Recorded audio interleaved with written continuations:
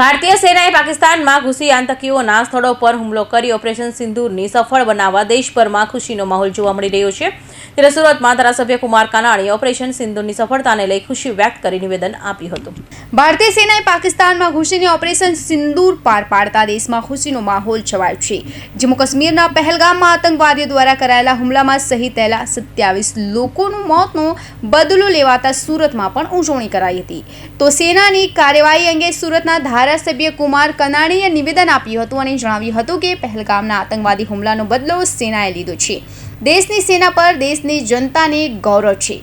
આતંકવાદ નેસ્તોનાબૂદ ન થાય ત્યાં સુધી લડાઈ લડવી પડશે। આ માટે દેશના વડાપ્રધાન તૈયાર છે। દેશની સરકારે અને દેશની સેનાએ કંઈક વિચાર્યું હશે। દેશના વડાપ્રધાને કંઈક નીતિ બનાવી હશે।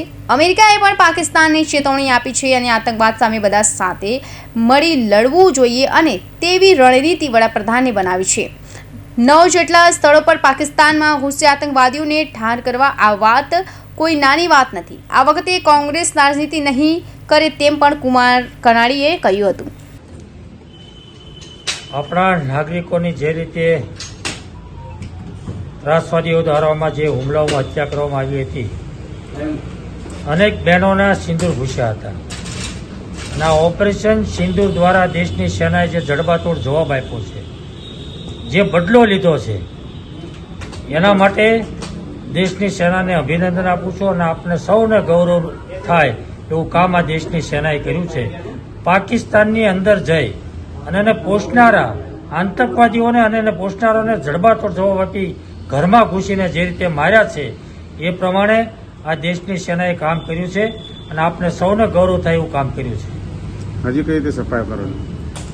આ દેશના વડાપ્રધાને જે રીતે વાત કરી છે તે પ્રમાણે આતંકવાદ સંપૂર્ણપણે નેસ્તનાબૂદ થાય ત્યાં સુધી આની સામે આ જ રીતે જવાબ આપવો જોઈએ અને કામ કરવું જોઈએ અને આ દેશની પ્રજાને, આ દેશના નાગરિકોને વિશ્વાસ અને ભરોસો છે કે આ દેશની સેના એ રીતે કામ કરશે।